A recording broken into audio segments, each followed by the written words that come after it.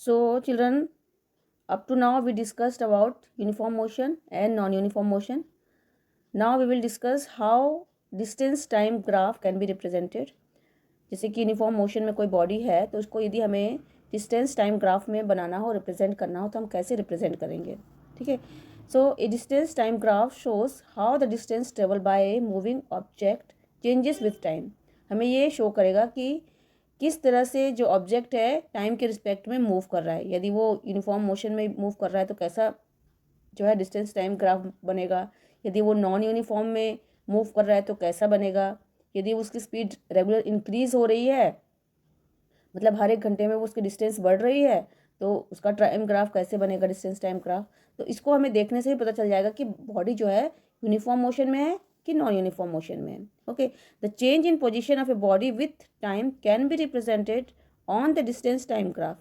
तो change of body speed distance covered by body with respect to time can be represented on distance time graph. In this graph, distance is taken on y-axis and time is taken on the x-axis.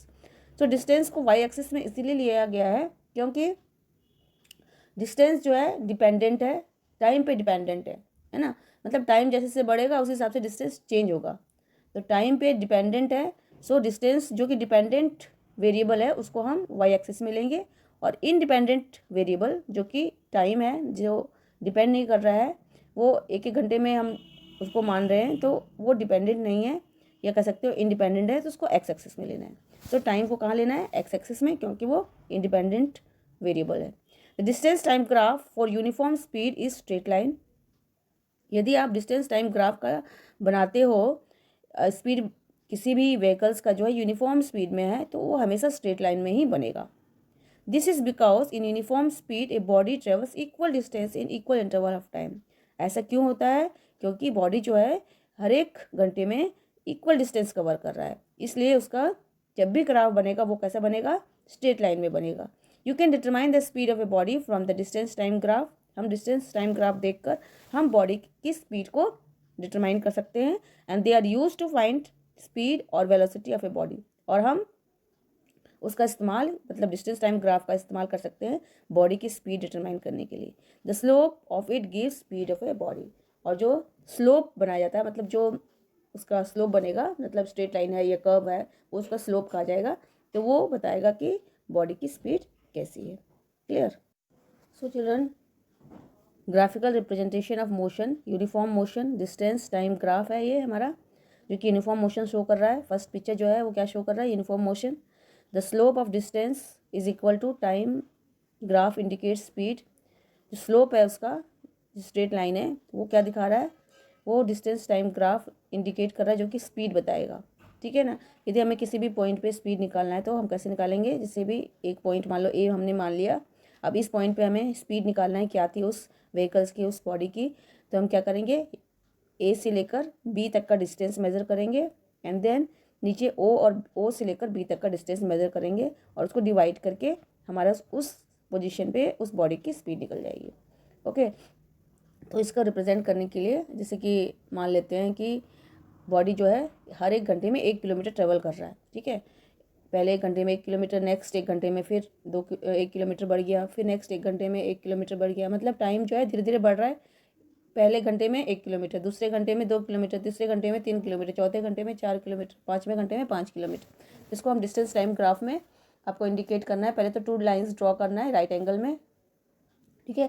और graph में जैसे आपको represent करने पहले भी सिखाया हुआ है, तो मैं एक्स एक्सेस में आपको टाइम दिखाना है. ठीक है. पहले तो उस पर एक्स एक्सेस में एक्स लिखना है, और वाई एक्सेस में फिर इस तरह से हर एक जो है बॉक्स जो है उसको 1 2 3, इधर भी वाई एक्सेस में भी 1 2 3 लिखना है, और नीचे जो है टाइम लिखना है और एरो डाल देना है, और उसके वाई एक्सेस में क्या लिखना है, डिस्टेंस, और फिर इन किलोमीटर है हमारा, 1 किलोमीटर ट्रेवल कर रहा है तो उसको किलोमीटर भी लिखना है, और टाइम जो है मिनट्स में है तो मिनट्स लिखना है, आवर्स है तो आवर्स लिखोगे, मतलब जैसे आपका टाइम मेजरमेंट होगा, जैसे आपका टेबल दिया होगा. ठीक है. एंड द सो इसमें बच्चों स्केल चूज़ करना बहुत इंपॉर्टेंट है. जैसे स्केल क्या होता है, जैसे हमने टाइम क्या किया, एक बॉक्स हमारा जो था, हमारा एक बॉक्स जो होता है ग्राफ का वो 1 सेंटीमीटर का होता है, तो हमने 1 सेंटीमीटर जो है टाइम के रिस्पेक्ट में देखा, तो हमारा 1 सेंटीमीटर क्या था, 1 सेंटीमीटर हमारा 1 मिनट था. ठीक है ना. पर मिनट की बात कर रहे हैं हम लोग यहाँ पर, क्योंकि एक एक मिनट की बात हो रही है ना. तो हमारा 1 सेंटीमीटर 1 मिनट डिनोट कर रहा है, तो हम ऐसे लिखेंगे 1 minute is equal to 1 centimetre. और हमारा डिस्टेंस में एक बॉक्स जो है, डेट इज एक बॉक्स का मतलब है 1 सेंटीमीटर। 1 सेंटीमीटर क्या दिखा रहा है, 1 किलोमीटर दिखा रहा है। तो ये आपको स्केल में लिखना पड़ेगा साइड में कि 1 मिनट इक्वल टू 1 सेंटीमीटर, या फिर कह सकते हो 1 बिग स्क्वायर, ठीक है। और next distance equal to 1 kilometre. 1 kilometre मतलब एक box that is equal to 1 centimetre कह सकते हो। तो इस तरह से ये स्केल लिखना जरूरी होता है डिस्टेंस टाइम ग्राफ में। ओके, इसके बाद एक्सेस में आपको 1 2 3 हर एक बॉक्स में लिखना है, और उसी तरह से डिस्टेंस में भी 1 2 3 4 करके आपको रिप्रेजेंट करना है। एंड देन आपको जैसे कि एक पहले किलोमीटर में जो है 1 मिनट में 1 किलोमीटर ट्रेवल किया, फिर नेक्स्ट किलोमीटर में जो है नेक्स्ट किलोमीटर किया, तो उन दोनों के पैरेलल एक पॉइंट आपको लगाना है, मतलब एक्स एक्सेस और वाई एक्सेस जहाँ पे वो दोनों पॉइंट मीट हो रहे हैं, ठीक है ना। दोनों पॉइंट को एक स्ट्रेट लाइन खींचना है, और दोनों पॉइंट जहाँ पे मिल रहे हैं उस पॉइंट को आपको डॉट डालना है। तो इस तरह से आपका जो है, इस तरह से डॉट, जैसे ए पॉइंट आपको दिख रहा है उस तरह से 3 4 डॉट उस लाइन पे आएंगे, तो उस लाइन को लास्ट में मिला देना है, तो आपका स्ट्रेट लाइन बन जाएगा। तो इस तरह से डिस्टेंस टाइम ग्राफ रिप्रेजेंट किया जाता है। तो ये जो है कौन सा रिप्रेजेंटेशन है, यूनिफॉर्म मोशन का रिप्रेजेंटेशन है। सो यदि आपको स्पीड निकालना है, किसी भी पॉइंट पे स्पीड निकालना हो, तो आपको क्या करना है, उसको स्ट्रेट लाइन दोनों साइड से खींच के डिस्टेंस मेज़र करके फिर डिवाइड कर देना है, तो ये हो जाएगा स्पीड।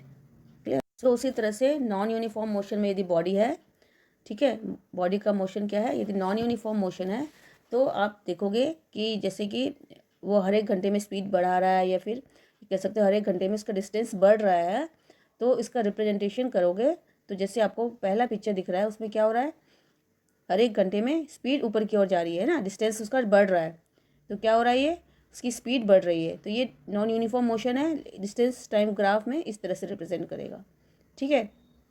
लेकिन नेक्स्ट पिक्चर में देखोगे कि क्या है, टाइम और डिस्टेंस है, वो क्या हो रहा है कि हर एक घंटे में उसकी डिस्टेंस कम हो रही है, ठीक है ना, वो कर्व नीचे की ओर आ रहा है ना। डिस्टेंस क्या हो रहा है, इसमें क्या हो रहा है, फर्स्ट वाले पिक्चर में जो है डिस्टेंस ऊपर की ओर जा रहा है, इसमें क्या हो रहा है, वो नीचे की ओर कर्व हो रहा है। तो मतलब टाइम के अनुसार जो है डिस्टेंस कम होते जा रहा है, मतलब स्पीड कम हो रही है। तो इस सेकेंड वाला पिक्चर क्या दिखा रहा है कि इसमें स्पीड कम हो रही है, और फर्स्ट वाला पिक्चर दिखा रही है कि स्पीड बढ़ रही है। हालांकि दोनों नॉन यूनिफॉर्म मोशन में है, लेकिन इससे स्पीड का दिखा रहा है। तो पहला वाला जो है उसमें रिटार्डेशन हो रहा है, स्पीड में कमी आ रही है, और नेक्स्ट फर्स्ट वाले पिक्चर में स्पीड एक्सेलरेट कर रहा है, मतलब बढ़ रहा है। तो आपको इस पिक्चर से इस तरह से पता चल जाएगा कि स्पीड बढ़ रही है या घट रही है, ग्राफ देखने से ही आपको क्लियर हो जाएगा। आप किसी भी एक पॉइंट पे यदि आपको स्पीड पता करना हो कहाँ यहाँ पे क्या था, तो आप इस तरह से, जैसे कि प्रीवियस में मैंने बताया कि डिस्टेंस मेज़र कर लोगे, फिर ओ बी और ओ ए का डिस्टेंस कवर जो भी होगा वो निकाल लोगे, टाइम निकाल लोगे उस डिस्टेंस पे, और डिवाइड करके आपको उस पॉइंट पे आपका स्पीड निकल जाएगा। तो इस तरह से हम नॉन यूनिफॉर्म मोशन को समझ सकते हैं कि इसकी स्पीड बढ़ रही है या घट रही है। क्लियर। सो चिल्ड्रन, यदि बॉडी की स्पीड कांस्टेंट हो, मतलब एक जगह के बाद वो रुक गया हो जाके, इसकी स्पीड बढ़ नहीं रही है, वो रुक गया किसी जगह पे जाके, और वो बहुत समय तक 3 4 5 घंटे तक वो उसी जगह पे रहा, तो उसकी बॉडी क्या है, कांस्टेंट है ना, स्पीड कांस्टेंट हो गई, मतलब वो रुक गया। तो if the body is moving with constant speed, body move करना कांस्टेंट स्पीड का मतलब है कि उसकी बॉडी मूव नहीं कर रही है, तो हम उसका ग्राफ कैसे बनाएंगे, constant speed if the body moves with constant velocity speed when graph is straight line parallel to time x-axis and slope and acceleration will be 0। कहने का मतलब है कि जैसे कि बॉडी जो है किसी जगह पे, एक जगह से दूसरी जगह पे गया, जैसे यहाँ से ऑफिस गया, ठीक है, ऑफिस में वो सुबह से शाम तक रहा, ठीक है, तो शाम तक उसकी बॉडी, टाइम तो मूव कर रही है ना, टाइम तो मूव कर रही है, लेकिन बॉडी एक ही जगह पे है, तो वो जो है उसका कैसा स्लोप बनेगा, उसका बिल्कुल स्ट्रेट लाइन स्लोप बनेगा, ठीक है, क्योंकि वो बॉडी ऑफिस जाने के बाद बिल्कुल जो है कुछ घंटों तक बिल्कुल स्टेशनरी होगी, रुक गई, टाइम पास हो रहा है, टाइम तो नीचे बढ़ रहेगा, लेकिन बॉडी जो है अपनी ही जगह पे स्ट्रेट लाइन बन जाएगी, ठीक है। तो यदि बॉडी अपनी ही जगह पे रुकी हुई है बहुत समय तक, तो हम उसका ग्राफ कैसे बनाएंगे, बिल्कुल स्ट्रेट लाइन बनेगा वो, ठीक है। इस तरह से आपको पिक्चर में दिख रहा है कि स्लोप इज़ 0, कोई भी स्लोप नहीं बन रहा है, मतलब उस बॉडी रुकी हुई है, ठीक है, तो टाइम लेकिन आगे बढ़ रहा है, तो इस तरह का आपका स्लोप बनेगा when the body is constant. Okay, तो चिल्ड्रन, यूनिफॉर्म स्पीड जो होती है, कि जैसे कि मैंने बताया कि यूनिफॉर्म स्पीड में ग्राफ कैसे बनता है, स्ट्रेट लाइन का। तो स्ट्रेट लाइन में भी ये 4 3 केस हो सकती है, जैसे कि if the speed increases uniformly, ठीक है, ये देखो आपको फर्स्ट पिक्चर में क्या हो रहा है, दोनों स्ट्रेट लाइन आपको दिख रहे हैं, तो आप कैसे पता करोगे कि जो है ये जो है किस तरह से बढ़ रहा है। तो पहले वाले केस में क्या हो रहा है कि उसमें भी स्पीड बढ़ रही है, लेकिन पहले वाले स्ट्रेट लाइन में वो कुछ डिस्टेंस जाके फिर वहाँ से स्टार्ट हुआ है उसका व्हीकल्स, और फिर वो मूव करना शुरू किया। लेकिन सेकेंड वाले केस में 0 से स्टार्ट हुआ है एंड देन मूव करना शुरू किया है। तो this slope known as positive slope, and slope give us uniform acceleration. तो इसमें क्या हो रहा है, पॉजिटिव स्लोप इसे कहेंगे क्योंकि वो धीरे धीरे बढ़ रही है। लेकिन नेक्स्ट वाले पिक्चर में if the speed is decreasing uniformly, क्या हो रहा है उसमें ऊपर से नीचे की ओर जा रहा है। तो क्या हो रहा है, वो डिक्रीज हो रहा है, मतलब स्टार्टिंग से ही नीचे की ओर जा रहा है वो। ठीक है, तो the graph is straight line slope downwards, straight है लेकिन वो ऊपर से नीचे की ओर हो रहा है, and the slope is negative, इसलिए स्लोप इसका क्या कहेंगे, नेगेटिव है। And the slope of the graph gives retardation, और उसमें क्या हो रही है, डिस्टेंस में रिटार्डेशन हो रही है, कमी हो रही है। राइट, तो इस तरह से हम बता। उसी तरह से नॉन यूनिफॉर्म मोशन में जैसे कि ऊपर की ओर जा रहा है, तो क्या हो रहा है, वो ऊपर अपवर्ड मूव कर रहा है। The slope of the tangent drawn at any point on a curve is positive and is equal to acceleration of the body. कहने वो स्लोप जो है ऊपर की ओर जा रहा है, तो वो क्या हो रहा है, वो पॉजिटिव है। और इसमें सेकंड वाले केस में भी क्या है, ये नॉन यूनिफॉर्म मोशन शो कर रहा है, लेकिन क्या हो रहा है, जो बॉडी की स्पीड जो है टाइम के अनुसार नीचे की ओर डिस्टेंस कवर कर रहा है, तो वो क्या है, नेगेटिव होगा, उसका स्लोप क्या है, नेगेटिव है। क्लियर। तो चिल्ड्रन यहाँ पर आपको 3 ग्राफ दिए हुए हैं, जैसे कि आपको ग्राफ में बताया गया है कि पहला वाला जो कांस्टेंट स्पीड है ना, कांस्टेंट रुका हुआ है। नेक्स्ट वाले में क्या हो रहा है, वो इंक्रीज हो रहा है ना, रिटार्डेशन हो रहा है। इसके नेक्स्ट वाले में भी क्या हो रहा है, इंक्रीज हो रहा है, मतलब वो एक्सेलरेट कर रहा है, आगे की ओर बढ़ रहा है। तो इसका यदि एरिया निकालना हो, जैसे आपको कलर फिगर दिखाया है कि हमें यहाँ तक का एरिया निकालना है कि कितना जो है इसका एरिया है डिस्टेंस कवर का, तो आप इस तरह से फॉर्मूला एरिया का, क्योंकि ये देखने में कैसा लग रहा है, रेक्टेंगल की तरह लग रहा है, तो हम एरिया ऑफ रेक्टेंगल की तरह इसका एरिया निकाल सकते हैं, लेंथ इनटू ब्रेथ। नेक्स्ट वाले पिक्चर में यदि आपको इस पॉइंट से लेकर इस पॉइंट तक का एरिया निकालना है, ट्रायंगल की तरह दिख रहा है, तो हम ट्रायंगल का फॉर्मूला निकालेंगे, area of triangle equal to half base into height. और यदि आपको इस तरह से जो स्ट्रेट लाइन यूनिफॉर्म मोशन है उसमें यदि एरिया किसी 2 पॉइंट का निकालना हो, तो इस तरह से ट्रेपीजियम का फॉर्मूला इस्तेमाल कर सकते हो, half into B h1 plus h2, height जो है h1 प्लस h2 करके इस तरह से उसका एरिया निकल जाएगा। Hope you understood distance time graph in uniform motion, non-uniform motion, and when the object is at rest, that is stationary. Clear? Hope all these things is clear. With this we completed our chapter. Bye bye. Thank you.